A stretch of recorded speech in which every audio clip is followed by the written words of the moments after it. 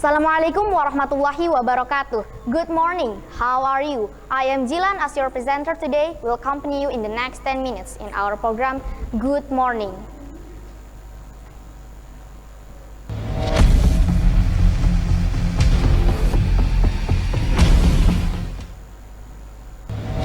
For today, Good Morning will present latest news from the United States of America. The first news is about social media and its impact for children. Recently, the Americans are discussing intensively whether social media is good or not for children. They also concern the positive and negative impacts of social media for the kids. To know the situations there, here is a live report from Veronica Balderas in America. No more social media access for those under 18 without their parents' permission.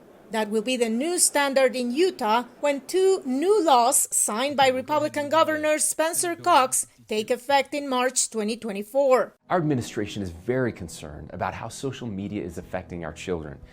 Youth rates of depression and other mental health issues are on the rise, and social media companies know their products are toxic.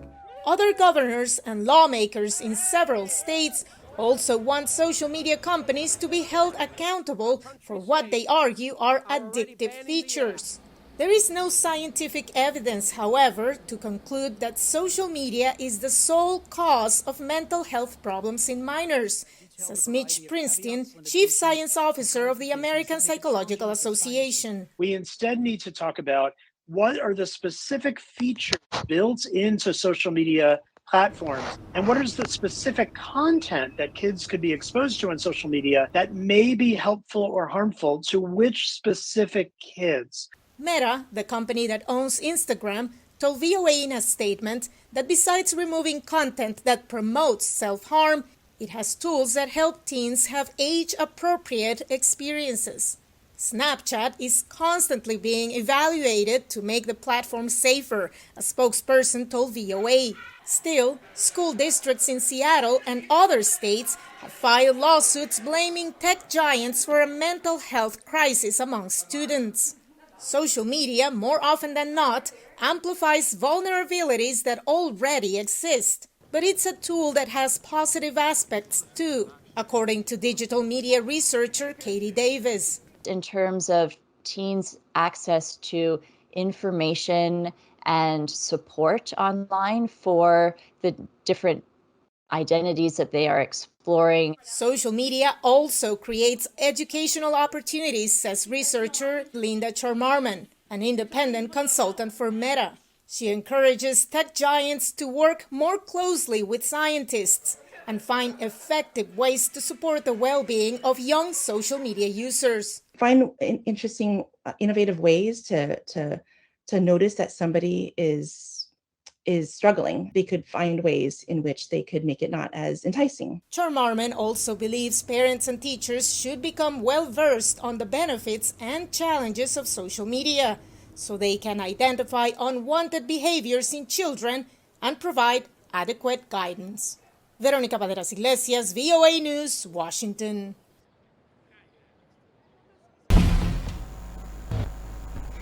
The next information is about the International Sea Days. This year, the topic of International Sea Days is supporting sea conservation, keeping sea purity, and finding solutions to stop pollution from the sea. Let's watch the coverage.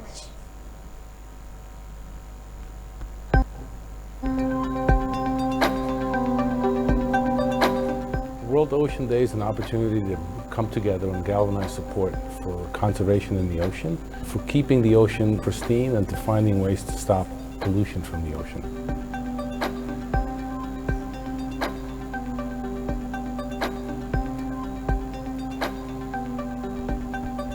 We've pledged to conserve 30% of the oceans under our jurisdiction in the U.S., and that's something that we plan to accomplish by the year 2030. A blue economy is an economy that supports marine conservation, but also supports jobs that are derived from seafaring activities. The value of ocean-based industries could double by 2030, could be as much as $3 trillion going forward. We're also working on illegal, unreported, and unregulated fishing. Fishing that's done in a way that's not sustainable, that hurts communities, and that jeopardizes the livelihoods of many people around the world.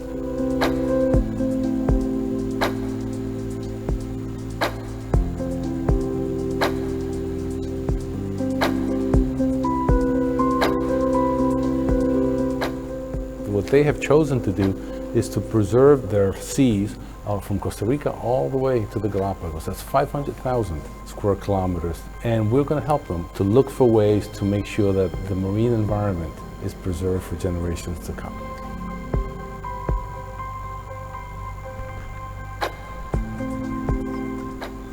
Right now, we dump a lot of our plastics into the ocean.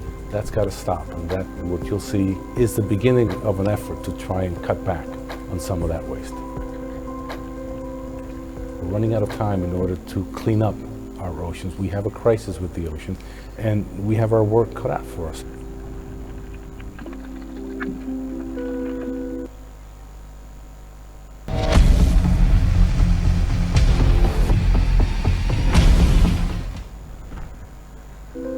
No more social media Before access for continuing those the under next 18 news, let's watch without some informations.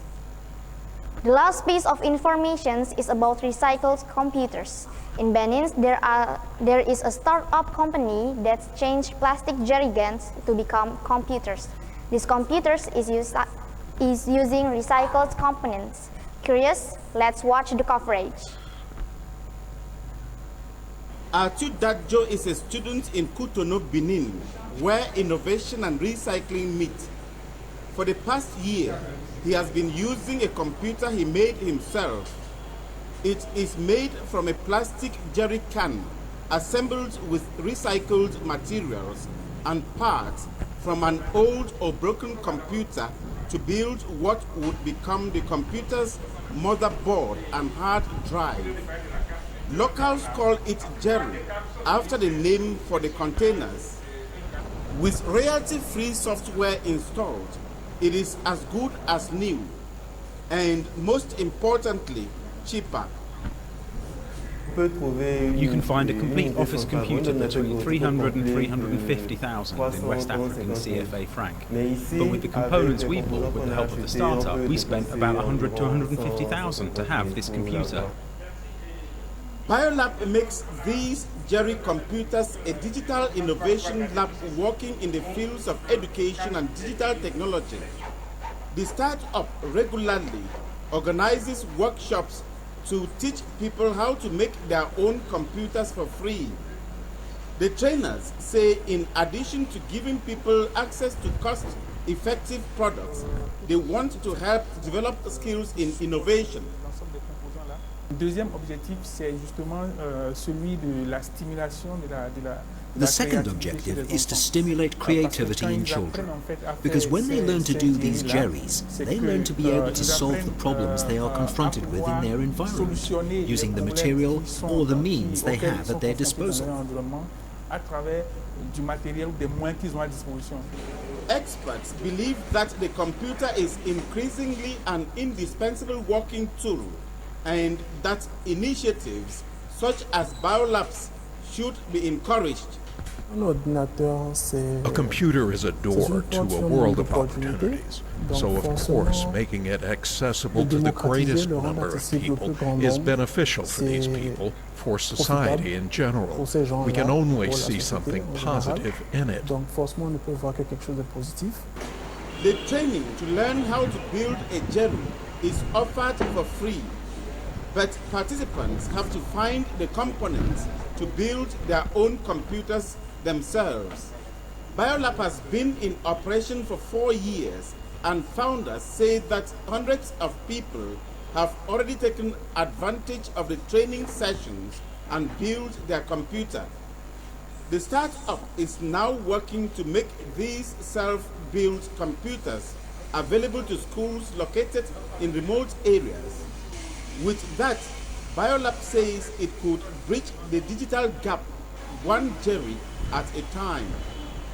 For Anne Zwanke in Cotonou, Benin, Moki Edwin Kinzaka for VOA News.